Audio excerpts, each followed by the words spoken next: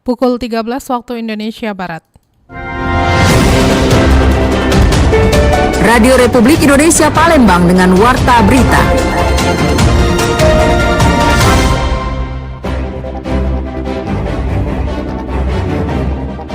Dari awal November itu sudah melakukan ramcek bersama dengan Kementerian Perhubungan, dari Direktorat Jenderal Perkeretaapian, kemudian bersama Balai Teknik Perkeretaapian Wilayah 2 Palembang, kami melakukan ramcek bersama.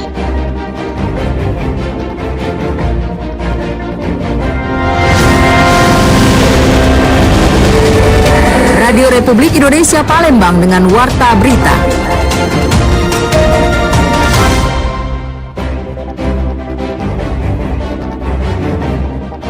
Dari awal November itu sudah melakukan ramcek bersama dengan Kementerian Perhubungan, dari Direktorat Jenderal Perkeretaapian, kemudian bersama Balai Teknik Perkeretaapian Wilayah 2 Palembang, kami melakukan ramcek bersama.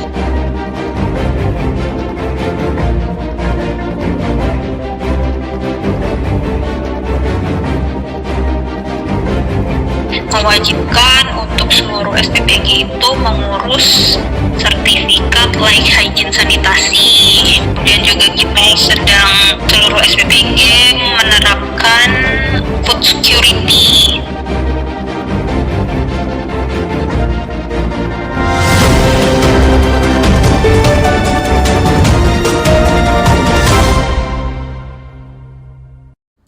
Selamat siang pendengar, Anda sedang mendengarkan Warta Berita Radio Republik Indonesia Palembang. Inilah Sari Berita.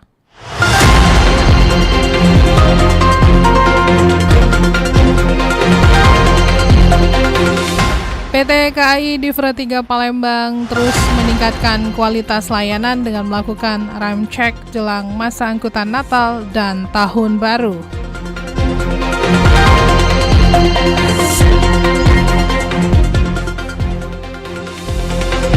Badan Gizi Nasional akan menerapkan Satuan Pelayanan Pemenuhan Gizi atau SPPG harus memiliki filter air.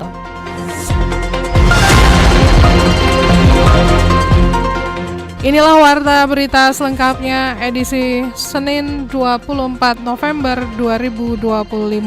Saya Tata Edins.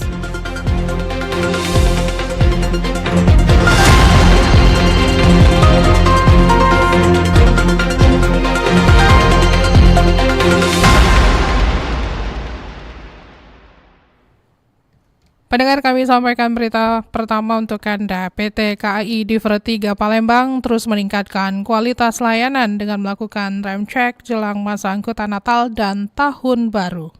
PT KAI Divre 3 Palembang terus meningkatkan kualitas layanan untuk memberikan kenyamanan bagi pelanggan, khususnya menjelang masa angkutan Natal 2025 dan Tahun Baru 2026.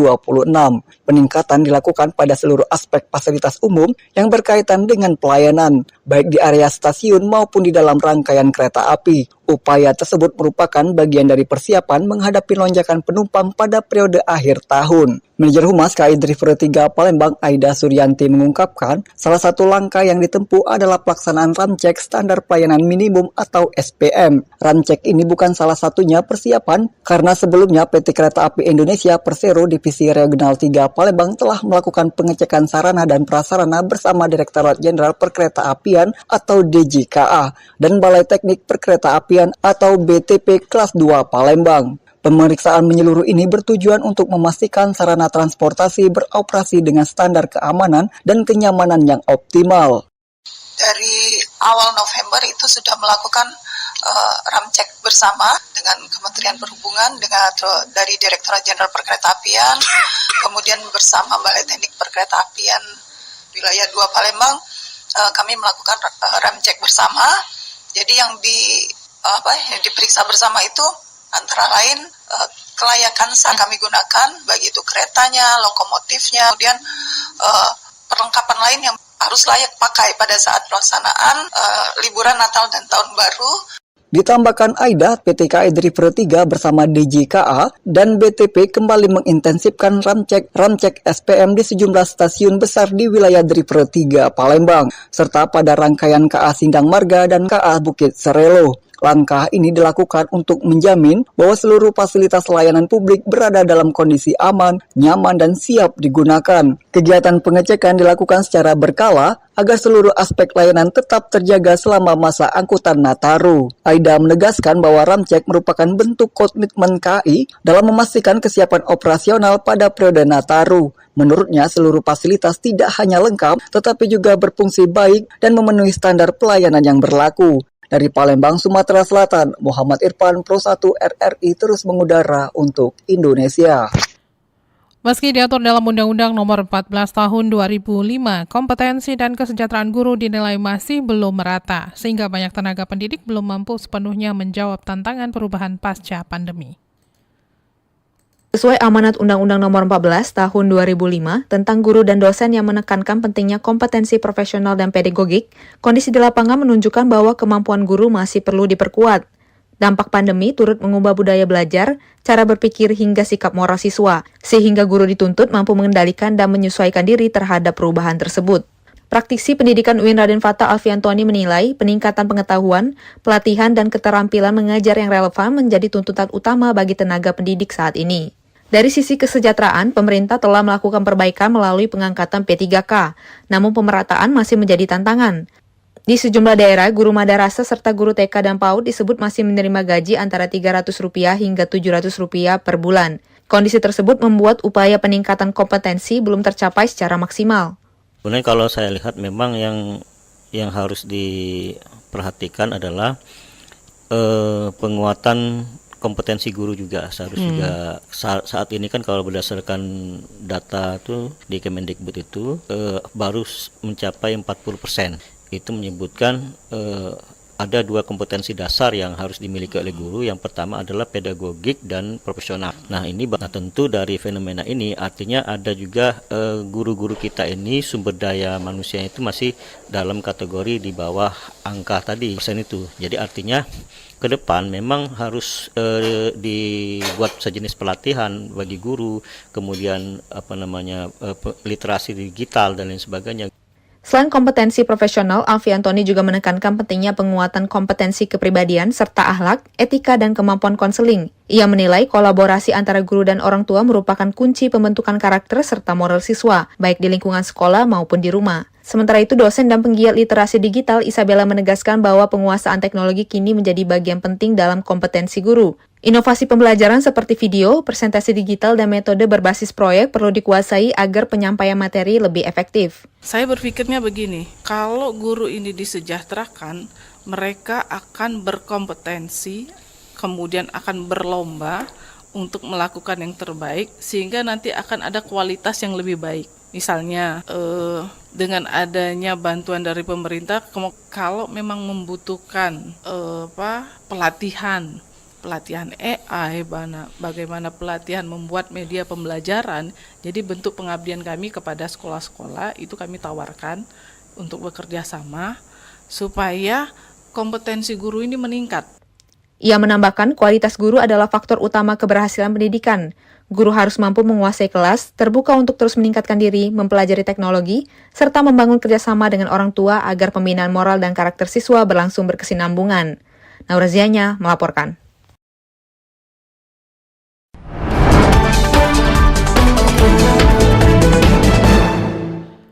Pendengar, selain sertifikat layak higien sanitasi, Badan Gizi Nasional juga menerapkan Satuan Pelayanan Pemenuhan Gizi atau SPPG harus memiliki filter air.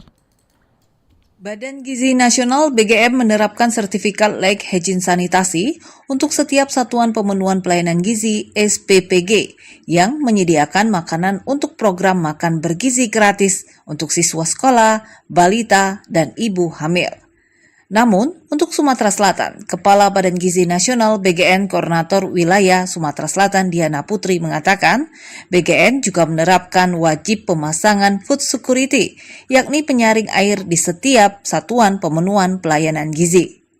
Menurut Diana Putri, penerapan penyaring air ini diharuskan karena sebagian besar wilayah Sumatera Selatan merupakan wilayah sungai yang harus dipastikan kebersihan air dalam proses penyediaan makanan itu. Mewajibkan untuk seluruh SPPG itu mengurus sertifikat like hygiene sanitasi. Kemudian juga kita sedang seluruh SPPG menerapkan food security. Kemudian memasang filter air ya Mbak, karena di Sumatera Selatan sendiri kan ini kan perairan, sungai seperti itu. Jadi kemungkinan masih banyak cemaran dari air, maka dari GN itu menyarankan agar seluruh SPPG memasang filter air. Diana Putri menyebut penerima manfaat program makan bergizi gratis di Sumatera Selatan saat ini mencapai 1.100.000 lebih, meliputi siswa sekolah, balita, dan ibu hamil. Kemudian untuk jumlah satuan pemenuhan pelayanan gizi SPPG mencapai 374 yang tersebar di sejumlah kabupaten kota. RRI Palembang, Nova Ariana melaporkan, terus mengudara untuk Indonesia. Pendengar Festival Literasi Kabupaten Ogan Ilir berlangsung meriah dengan partisipasi dari seluruh kecamatan, menampilkan beragam lomba yang menggali kreativitas dan kekayaan budaya lokal. Festival Literasi Kabupaten Ogan Ilir mendapat sambutan meriah dari peserta yang datang dari seluruh kecamatan. Gelar perdana yang diprakasai Dinas Perpustakaan tersebut menghadirkan 4 lomba utama bertutur, resensi buku, perpustakaan desa, dan stand literasi budaya yang menjadi ruang kreatif untuk menampilkan kekayaan lokal masing-masing daerah. Suasana festival terasa hidup dengan ragam karya dan pertunjukan yang disuguhkan oleh peserta. Wakil Bupati Ogan Ilir Ardani menilai festival ini sebagai langkah penting membangun budaya literasi sejak dini. Ia menegaskan pentingnya menghadirkan wadah yang mendorong keberanian anak-anak berkarya sekaligus mencintai budaya sendiri. Antusias peserta yang begitu tinggi menjadi alasan kuat pemerintah untuk menetapkan Festival Literasi sebagai agenda tahunan daerah. Kecamatan ada perwakilannya untuk mengikuti Festival Literasi ini, sehingga ini patut kita syukuri karena ini yang pertama untuk mudah-mudahan ke depan bisa lebih ramai lagi, lebih baik lagi, dan dapat dihadiri oleh peserta yang lebih banyak lagi. Sementara Sekretaris Daerah Ogan Ilir, Muksin Abdullah, mengatakan literasi memiliki dampak luas bagi perkembangan generasi muda. Menurutnya, literasi bukan sekedar kemampuan membaca, tetapi juga memahami, menelaah, serta menyampaikan kembali nilai-nilai yang berbentuk karakter. Karena itu, festival ini dianggap sebagai momentum pentingnya yang harus terus diperkuat. Setelah kita adakan lomba ini, supaya luar biasa partisipasi dari masyarakat, terutama sekolah-sekolah yang mengikuti lomba ini. Dan mereka dengan adanya lomba ataupun festival ini, mereka ingin mengangkat budaya ataupun khas dari masing-masing yang tadinya mereka tidak peduli, jadi sekarang jadi peduli. Dari seluruh rangkaian kegiatan, kategori bertutur menjadi pusat perhatian pengunjung. Para peserta menampilkan kekuatan cerita dengan masing-masing, mulai dari legenda, kisah rakyat hingga cerita turun-temurun keluarga. Salah satu peserta, Firsya Aulia, mengatakan dia membawa natural penguasaan mendalam terhadap legenda lokal yang ada. Dirinya sangat senang dengan adanya kegiatan Festival Literasi Kabupaten Ogan Ilir, dan dia berharap dengan adanya kegiatan tersebut bisa melestarikan budaya terhadap generasi muda. Pasti senang banget. Legenda Parang Betuah. Ikut lomba lagi dan ngembangin prestasi aku kayak gitu. Buat yang belum menang ya bisa ada tahun-tahun ke depannya, semangat terus dan jangan gugup kalau di depan jurinya gitu. Pemerintah menargetkan kawasan perpustakaan daerah menjadi pusat perkembangan literasi dan kebudayaan di Indralaya, sekaligus ruang belajar yang membuka peluang lebih besar bagi generasi mendatang. Lamsi Harsiltonga melaporkan.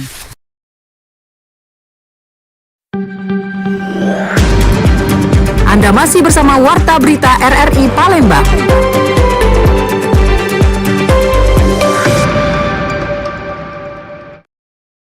Pendengar, program Sekolah Rakyat mulai memasuki pembelajaran berbasis kurikulum nasional setelah seluruh siswa menuntaskan masa pengenalan lingkungan sekolah pada 14 Juli lalu.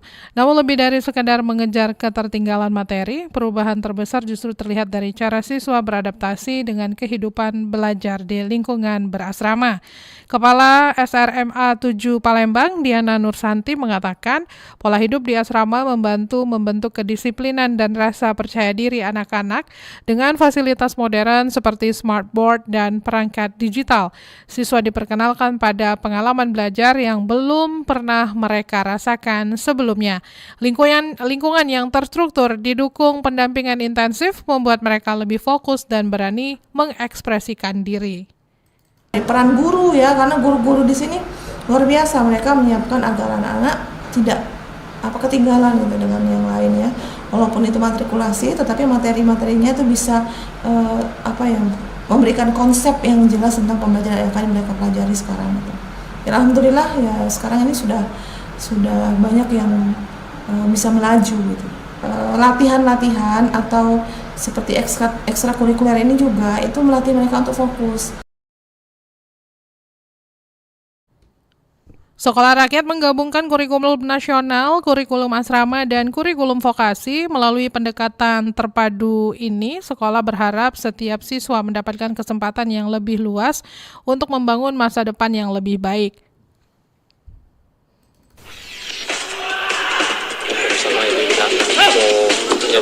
Olahraga atletik Sumatera Selatan berharap pemusatan latihan nggak usah mulu-mulu kan, karena dilihat dari persiapan sekarang JRC tidak akan terpengaruh terkait dengan pemain sudah memahami kesabaran masing-masing.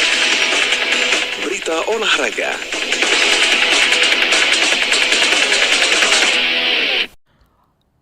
Pendengar, berita olahraga kami sampaikan untuk Anda. Tim Laskar Jaro bertekad mengamankan 3 poin saat menjamu PSMS Medan. Kekalahan saat jumpa Persiraja menjadi pelajaran penting dalam menghadapi Ayam Kenantan di Jakabaring petang nanti. Sumsel United bertekad membalaskan kekalahan di putaran pertama saat menghadapi PSMS Medan di laga kandang pekan ke-12 kompetisi Pegadaian Championship 2025-2026 di Stadion Gelora Sriwijaya Jakabaring Palembang petang nanti. Kekalahan atas Persiraja Banda Aceh 1-3 di pertandingan pekan ke-11 sebelumnya menjadi pelajaran berharga bagi Hafid Ibrahim dan kawan-kawan. Berbagai kekurangan tim, khususnya di barisan pertahanan, telah diperbaiki demi memperkokoh lini pertahanan Sumsel United. Pelatih kepala Sumsel United, Neil Maizer, mengatakan tim asuhannya sudah siap menghadapi PSMS Medan baik secara fisik, mental, dan strategi. Semua pemain bertekad meraih kemenangan dan mengamankan 3 poin di depan publik Sumatera Selatan. Kita berharap dengan kebulatan tekad pemain, dengan fokus pemain, konsentrasi pemain selama persiapan ini, kita akan berkeinginan untuk bisa menang pertandingan. Itu penting, karena bagaimanapun kemenangan itu membuat kita akan lebih bagus di posisi dan membuat kita lebih percaya. Ya, mudah-mudahan semua keinginan kita itu akan tercapai besok sore di pertandingan melawan Medan. Ya, Diego kena akumulasi kartu kuning, tapi kita udah persiapan penggantinya, dan saya pikir penggantinya juga tidak akan terlalu jelek dan terlalu buruk. Saya harap penggantinya mungkin bisa menyamai Diego, karena kita semuanya tidak bergantung ke satu pemain, dan saya harap semuanya berjalan lancar. Itu. Saat ini Sumsel United berada di posisi ketiga klasmen sementara grup 1 wilayah barat dengan raihan 17 poin dari 11 pertandingan. Sementara PSMS Medan berada di urutan 7 klasmen dengan perolehan 14 poin. Tambahan 3 angka sangat dibutuhkan Laskar Juaro untuk mengamankan posisi di papan atas dan menjaga asa lolos ke Super League atau Liga 1 musim depan. Sekaligus membalaskan kekalahan 0-2 saat Sumsel United bertandang ke markas PSMS Medan di putaran pertama lalu. Riana Pridani melaporkan.